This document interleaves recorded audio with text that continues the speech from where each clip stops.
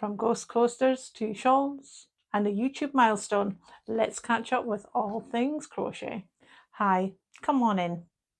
I'm Caroline, this is Caro-stitched, and today I've got quite a lot of things to go through. I'm hoping I won't ramble too much, but it's been a little while since I have done one of these chatty videos for you, and it's lovely to be back, and thank you for joining me.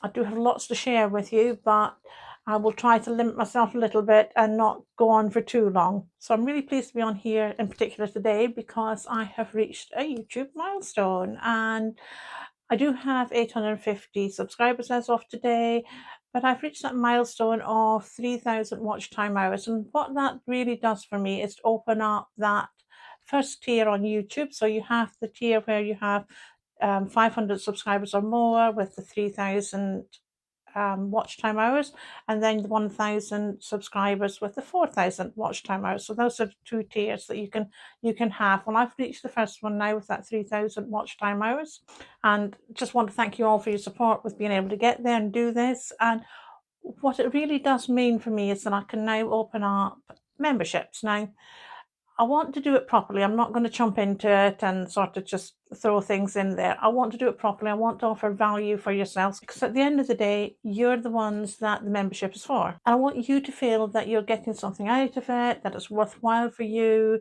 to be part of that membership, to be part of the community, and to take it that extra level. So I'd like your input on this. And I mean, I could go down the way of having some early access to some of the videos, tutorials and things that's coming out, possibility of free patrons as I do them, some extra behind the scene ones, some members chats only, you know, different things that might interest you. But I'd really like you to put some suggestions in the box down below, things that you might be interested in, so that I can collate them together and find out what you really want, and then try to make something that you're going to find worthwhile. That's my exciting news out of the way, and we'll go on to some crochet updates and so on.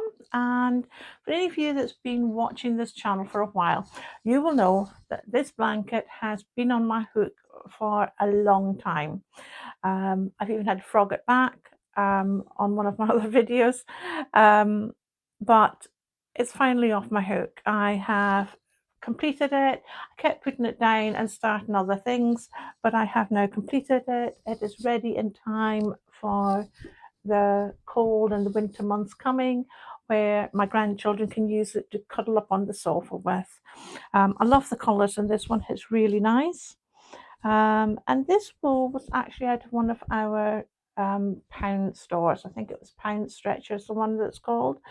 I will put a photograph of what the wool is up here somewhere. I do have a ball somewhere. I think that the children have had hold of it at one point, so it might not be just a tidy ball of wool, but I do have one somewhere, so I will put that up for you so you can see what it is. But I do love it. I love the fact that it has come out in the various different colours without me having to change colour, and I do like that because it just makes life so much easier.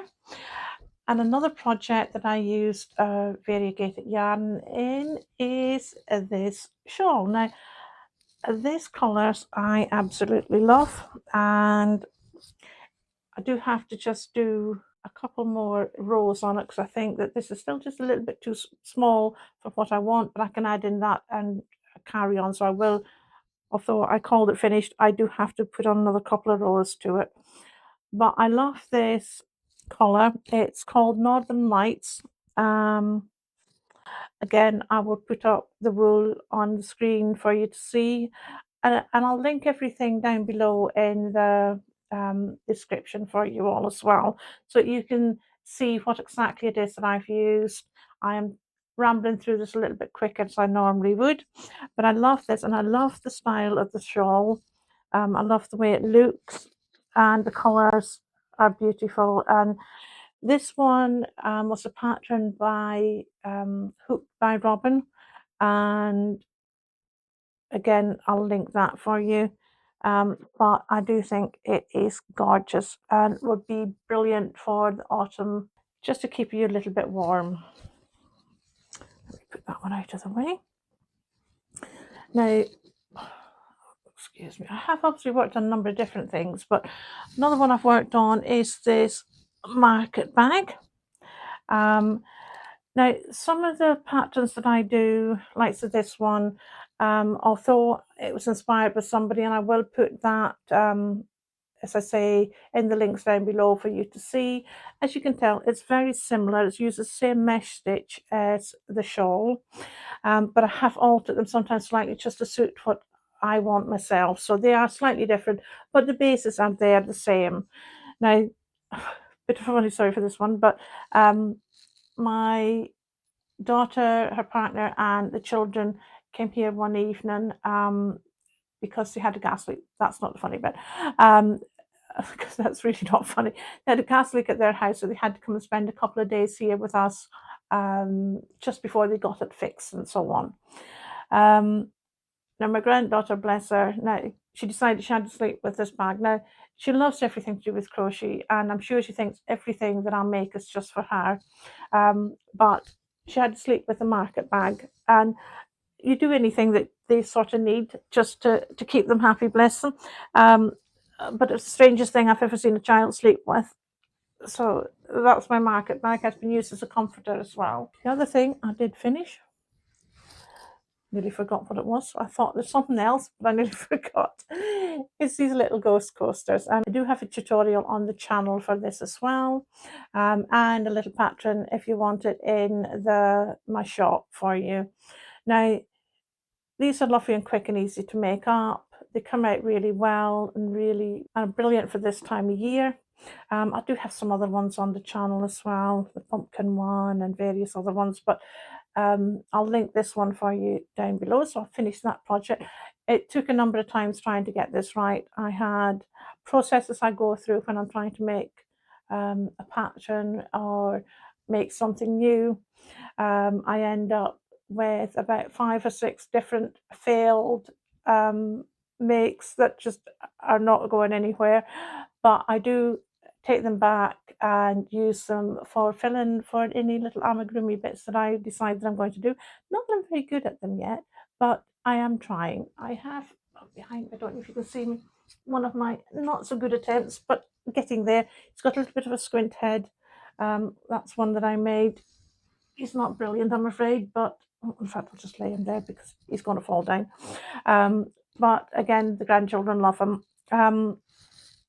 But I am working on them. So yes, my projects when I'm making them, I'm sorry, I do go off on tangents. I do apologise, but my brain tends to go off somewhere, and I tend to tell you about it as I think of it. So my process, as I say, is very much a case of I make one, have to look at it and think, no, that's not right. How can I improve on that? So I start with that idea in my head, make what I think might work, and decide that's not worked. Have to look at it. Sometimes I have to leave it for a night and come back to it the next day after I've had time to think about it and alter it. Or sometimes I can see immediately, no, that needs to be changed, and I can do that straight away before I end up at something that I really do like. Now, getting on to things that I am making at the minute. I have this new blanket on my hook, but this one has a time limit on it because this is for a new grandchild that's on the way. So I'd like this one to be off my hook within a couple of weeks.